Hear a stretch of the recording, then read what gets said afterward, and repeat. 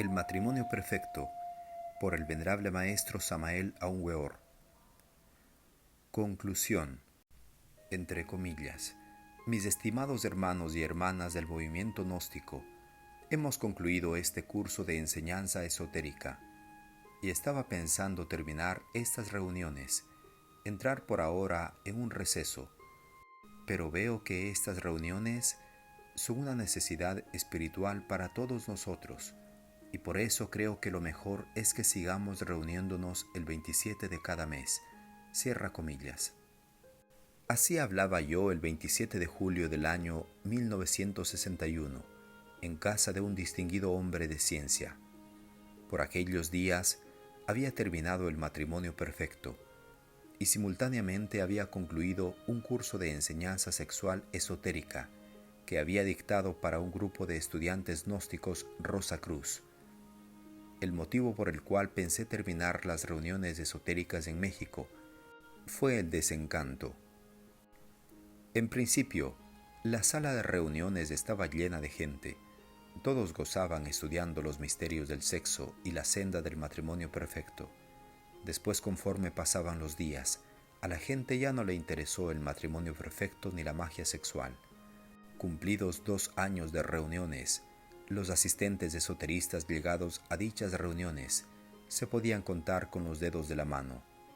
En tales circunstancias, yo consideré que resultaba inútil seguir dictando conferencias. Mis intenciones eran terminar esa noche con conferencias y reuniones, pero algo notable me ocurrió esa noche. Me sentí lleno de un amor inmenso, grandioso, sublime. Mi corazón se llenó de dolor al recordar la idea de dejarlos solos. Fue entonces cuando resolví no terminar con las reuniones y seguir adelante con los pocos. Cuando regresé a casa, recibí un mensaje telepático del templo de Chapultepec. Se me ordenó salir de casa y trasladarme inmediatamente al bosque de Chapultepec.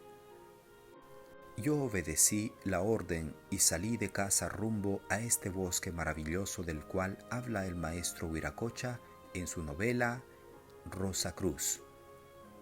El castillo de Chapultepec resplandecía maravillosamente con sus millares de lucecitas. Las avenidas y gradería central estaban solitarias y las puertas herméticamente cerradas. Resulta difícil entrar a esas horas de la medianoche en el bosque de Chapultepec, porque los celadores y gendarmes se hallan alertas y vigilantes, y puede darse el caso de que si algún estudiante gnóstico Rosacruz se aventurare a penetrar en el bosque, sea confundido con algún ladrón. El celo de los guardianes es grande porque en el castillo de Chapultepec existen inmensas riquezas. Recordemos la vajilla del emperador Maximiliano, toda de oro macizo, y las riquezas coloniales encerradas en los salones del palacio. Este es el palacio más magnífico de México. No importa contar cómo pude entrar en el bosque de Chapultepec a la medianoche. La realidad fue que entré, eso es todo. Anduve por una avenida dando vueltas al cerro de Chapultepec, siguiendo la dirección de las fuentes que construyera el presidente Madero. El camino estaba desierto y la noche oscura. Pasé algún tiempo aguardando una señal convenida. El tiempo me pareció largo, pero al fin llegó alguien que habló por mí y todo se arregló. El adepto superior del templo me ordenó entrar y sin más cumplidos entré. El templo está situado dentro del cerro de Chapultepec. Dicho templo fue visible en otros tiempos para los aztecas, pero después, con la llegada de los españoles, entró en estado de jinas. En este templo está el imperio de luz y fe de los nahuas. 2 guardianes de espada desnuda guardan la entrada y nadie puede entrar allí sin orden superior. Aquella noche fue de inmensa dicha para mí. El templo estaba inundado por una luz de inmaculada blancura.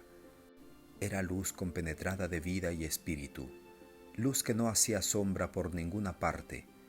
Esta luz sale de una custodia cáliz. Dentro de semejante luz se siente el alma llena de felicidad verdaderamente indescriptible. Un ángel penetró conmigo en el templo y tomó asiento. El adepto superior del templo nos enseñó algunos cuadros hermosísimos llenos de vida y movimientos. Estos cuadros abundan mucho en las logias blancas. Y A. Frank Hartmann nos habló en su libro titulado Una aventura en la mansión de los adeptos Rosacruces, sobre esta clase de cuadros que él vio en el templo Rosacruz de Bohemia. Las figuras de esta clase de cuadros están llenas de vida y movimiento.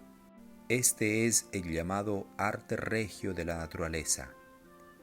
El superior del templo, viendo nuestra admiración por los cuadros, se dirigió al ángel y luego a mí, diciéndonos, entre comillas, «Se les prohíbe a ustedes tocar estos cuadros». El ángel obedeció fielmente la orden. Yo, francamente, me sentí tentado a tocarlos. Eran tan hermosos. Un severo recordatorio del maestro dado a tiempo fue suficiente. Entre comillas, «Ya se lo dije a usted, señor, que se prohíbe tocar estos cuadros». «Ciertamente, yo no pienso tocarlos», fue mi disculpa. El templo brillaba aquella noche con gloria inefable. Es imposible describir con palabras humanas tanta belleza. El techo, las paredes, todo era oro macizo. Empero algo me llenó de asombro. Yo había oído hablar tanto de teosofía, rosacrucismo, hermetismo, yoguismo, etcétera, etcétera. Y ahora aquí, en pleno templo gnóstico Rosacruz de Ginas, solo había un pequeño grupo de caballeros y damas que, como yo, también habían sido invitados a la reunión del templo. Recordé las salas de algunos profesores de ocultismo, siempre llenas de millares de personas. Recordé los templos del mundo, repletos de millares de seres humanos. Recordé las logias que se hacen llamar Rosacruces, con sus millones de afiliados. Y ahora aquí, en pleno templo de la logia blanca, los pocos que había se podían contar con los dedos de la mano. Entonces comprendí todo. Al principio venían a nuestras reuniones esotéricas muchísimas personas. Conforme fue pasando el tiempo, el número de asistentes fue disminuyendo notablemente. Y ahora, solo unos pocos sedientos de sabiduría y amor venían a nosotros.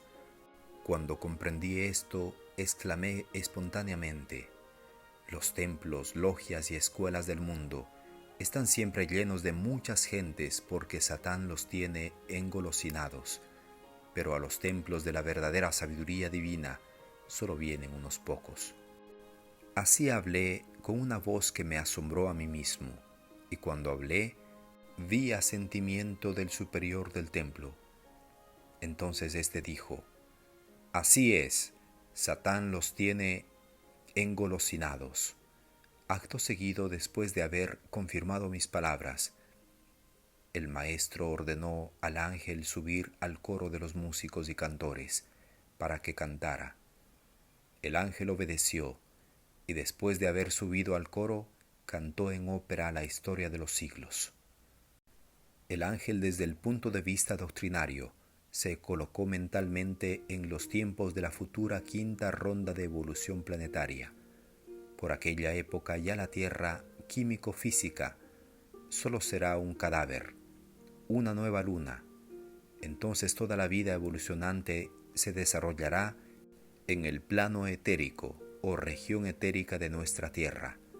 Las 7 razas de carne y hueso ya no existirán, se habrán extinguido. El ángel cantó con una voz tan inefable y dulcísima que parecía la flauta encantada de Mozart. Todo mi ser entró en éxtasis. Oír cantar a un ángel es algo que jamás en la vida se puede olvidar. El ángel, situado mentalmente en la tierra futura de la quinta ronda, relató en ópera la historia de la evolución terrestre. Recordó a todos los profetas que habían sido enviados a la tierra. narró con su voz melodiosa la historia de las 7 razas del mundo, el apocalipsis de la 5ª raza actual, los continentes que existieron en el pasado y su destrucción general, los grandes cataclismos de la Tierra, las grandes guerras, los esfuerzos sobrehumanos que habían hecho los grandes avataras para salvar a la humanidad, la crucifixión del mártir del Gólgota, etcétera, etcétera. Luego se lamentó con dolor de los pocos que se habían salvado. Solo unos pocos habían logrado nacer como ángeles. Los demás, la gran mayoría de seres humanos, se los tragó el abismo. De todos los billones de almas que entraron a evolucionar y a involucionar en el planeta Tierra, solo un puñado de criaturas sirvieron para el estado angélico. Muchos son los llamados, pero pocos los escogidos. Cuando llegó el ángel a esta parte de su ópera inefable, yo me sentí conmovido y asombrado en gran manera. Francamente, yo estaba creyendo que semejante caso de unos pocos salvados y la gran mayoría perdidos solo podría darse en la Tierra y en el pasado Mahamvantara de la Tierra-Luna, pero que en los demás mundos las cosas serían distintas. El ángel me sacó de ese error cuando dijo: y esto que sucedió en la Tierra se repite siempre en todos los mundos del espacio infinito. Al terminar el ángel su canto inefable, comprendí por qué tantas gentes habían asistido a mis reuniones y por qué de los muchos que comenzaron solo unos pocos quedaron conmigo. Ahora estoy dispuesto a seguir con los pocos. Ya no me interesa tener la sala llena de gentes. Realmente, son muchos los que comienzan, pero pocos los que llegan. El matrimonio perfecto es la senda del filo de la navaja. Afiliarse a cualquier escuela, logia, orden, etc. es cosa facilísima. Estudiar yoguismo, hermetismo, filosofía, astrología es muy hermoso y fácil, pero nacer como ángel es terriblemente difícil.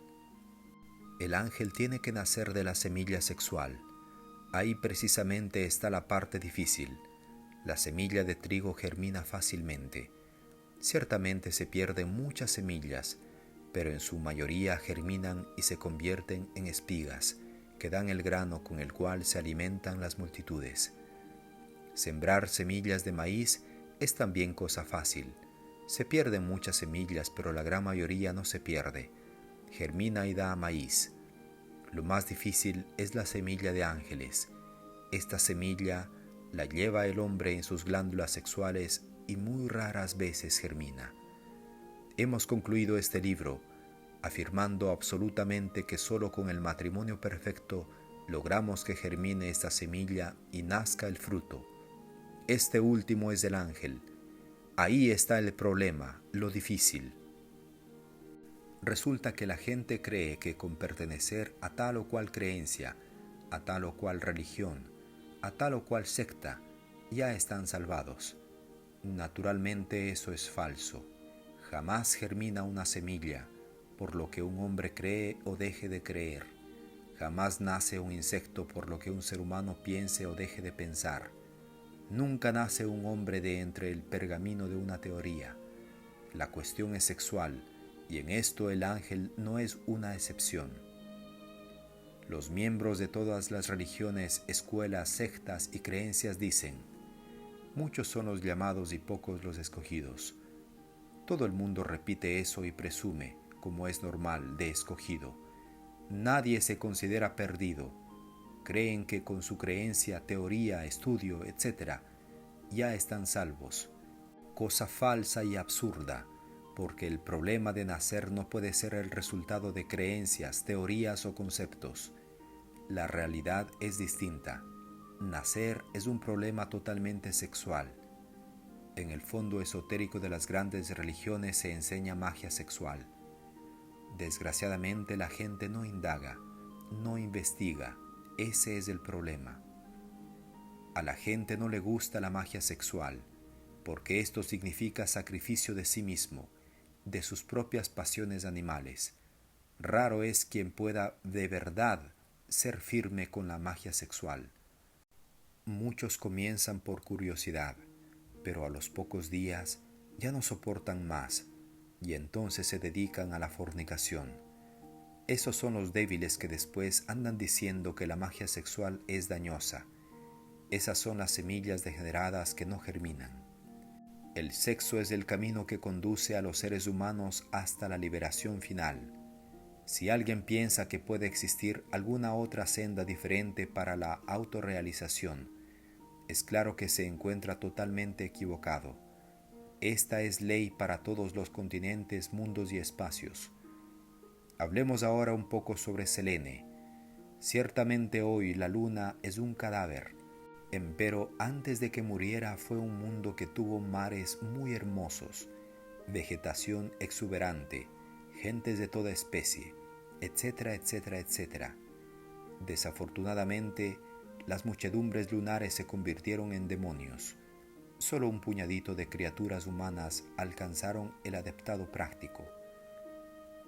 En nuestro planeta Tierra, el resultado será el mismo. Solo un pequeño grupo de personas nacerá como ángeles.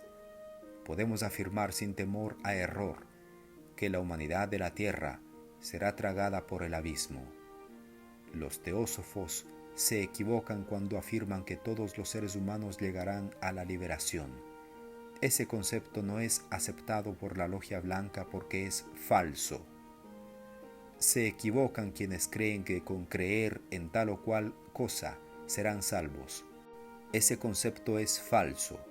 Se equivocan quienes creen que con el sistema fuelle del pranayama y la filosofía pueden ser salvos. Nadie puede salvarse sin nacer y nadie puede nacer sin el sexo. He concluido este libro con inmenso dolor por la humanidad. Es lamentable que el abismo se trague tanta gente. Escribo con dolor porque sé que la humanidad no acepta el matrimonio perfecto. Concluyo este libro perfectamente convencido de que son muy pocos aquellos que sepan aprovecharlo de verdad. A la gente no les gustan estas cosas. Todos creen que con su creencia particular, religión, orden o escuela, se pueden salvar y no hay cómo convencerlos de que están equivocados. En la futura quinta ronda, todos estos que no aceptan el matrimonio perfecto serán demonios, habitantes del abismo.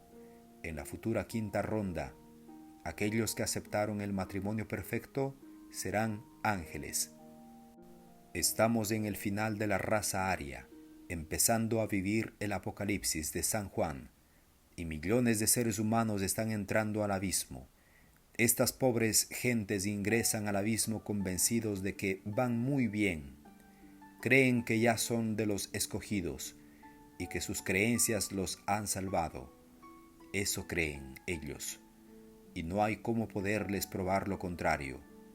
Así se sumergen en el abismo donde, después de muchísimos millones de años, se van desintegrando lentamente hasta convertirse en polvadera cósmica. Esa es la muerte segunda. Concluimos este libro diciendo: solo se salva quien se convierte en ángel. El ángel debe nacer dentro de nosotros mismos. Eso de nacer es un problema absolutamente sexual y el único camino es el del matrimonio perfecto. Fin.